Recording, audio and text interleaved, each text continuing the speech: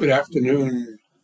Nihai to Lucy Liu, to Professor Cheng-Eng Fu, and to everybody else. My name is Henry Heller. I'm a professor of history at the University of Manitoba. And my not being able to be present in person, I'm making a report for presentation to the group.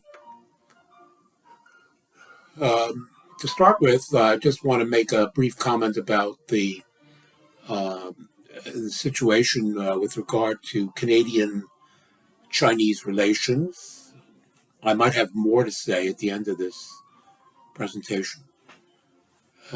As you probably understand, Canada is a country which is next to the United States and economically and politically is completely dominated by it. And so with respect to its foreign policies, these are clearly coordinated and subordinated to those of Washington. And so we see that the United States is conducting a campaign of hostility against China, and Canada, more or less enthusiastically, has joined in. This continues, but it could be, I would say, that I think that the Ukrainian war is playing a huge role, and who could say at the present moment what direction that's going to take? My guess is that the Russians will triumph, and that might have very important implications in terms of American attitudes and Canadian attitudes. So that's what I have to say for the moment about that situation. I want to spend the most of the time I have reporting about my academic work, and I'm doing several things, but one of the most important is I am about to publish a book called Primitive Accumulation and Global Capitalism. And it's going to be published in the Historical Materialism series, published by Brill, and then following that, published by Haymarket. It will appear in 2023. Now, I am an early modern historian. That's my training. And consequently, I think I have a good preparation for commenting on Marx's treatment of primitive accumulation, which of course occurs in the concluding section of Volume 1 of Capital. And this book, the foundation of the book, is this extended commentary on what Marx has to say about primitive accumulation at the end of Volume 1 of Capital.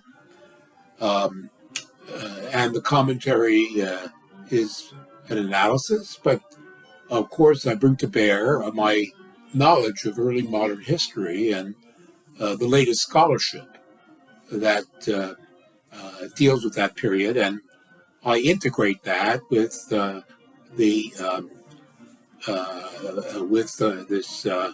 passages of Marx that deal with this period. That's the first part of this book, but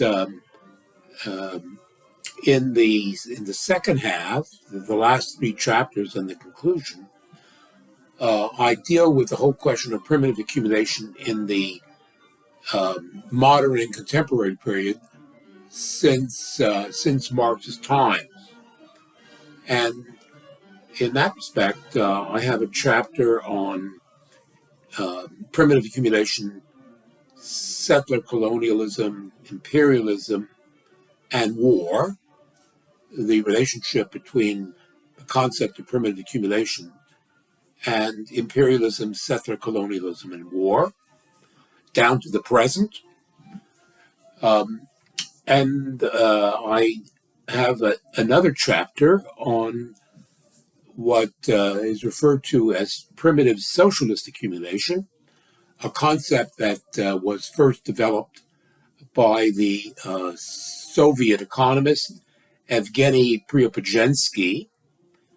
And so I look at Preobrazhensky's idea in their historical context, how he developed the idea of primitive socialist accumulation, and then how it was basically picked up by Stalin at the end of the 1920s and 30s and applied to the collectivization of agriculture and the two 5-year plans of the 1930s.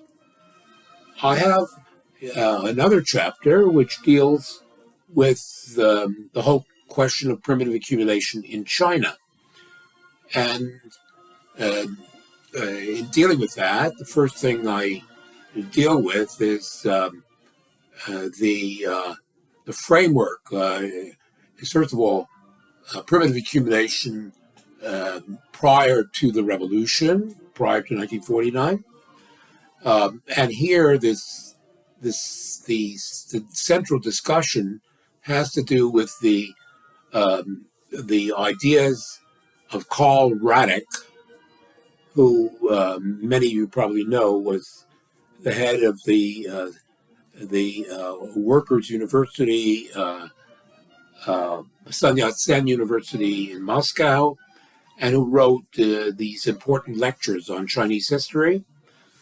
And that is considered to be the first Marxist treatment of Chinese history.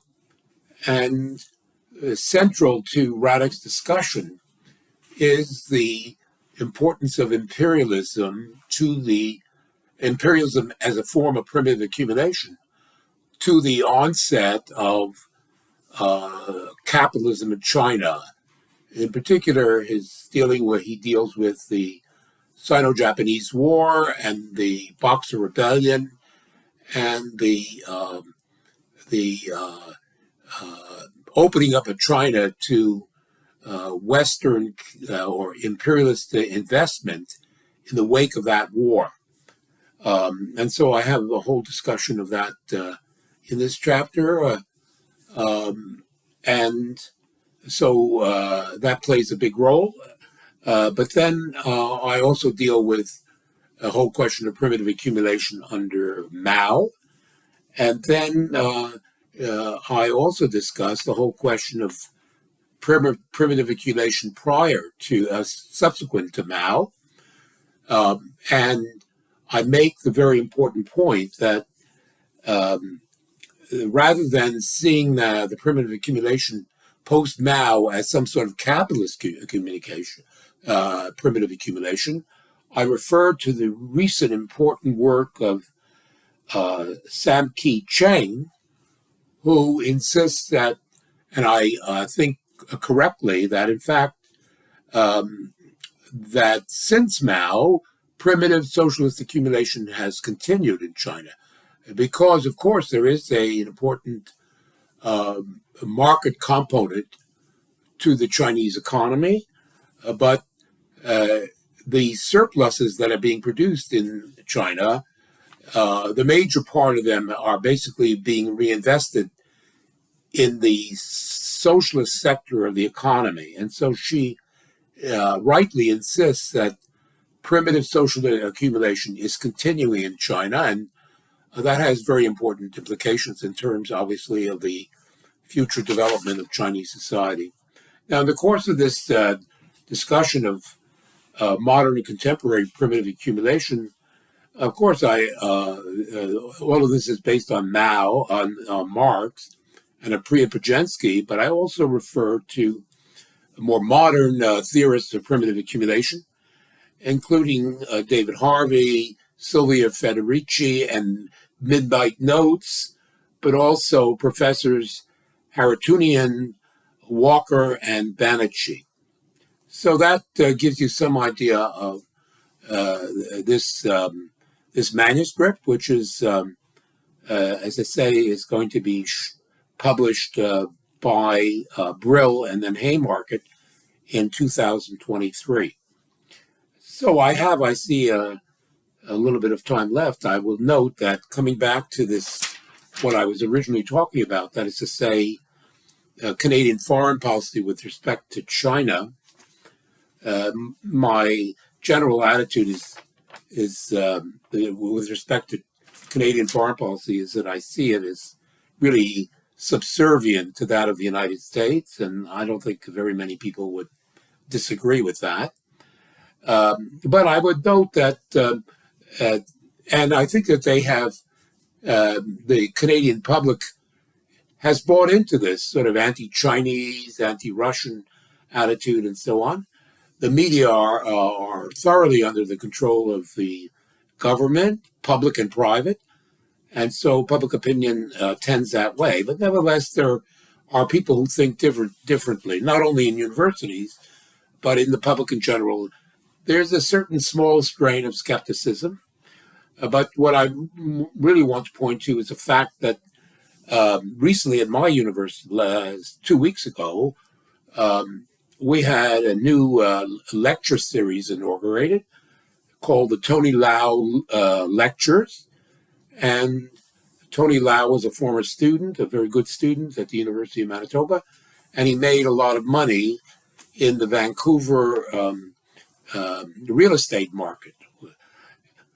And Tony Lau is a capitalist, but he's also he comes from Hong Kong, and he has a strong attachment to China, and so both to honor the history department at the University of Manitoba, but also echoing his affection for China, he has endowed several chairs and lectureships at our university, and I attended the first lecture, and it was by Gregory Chin from York University.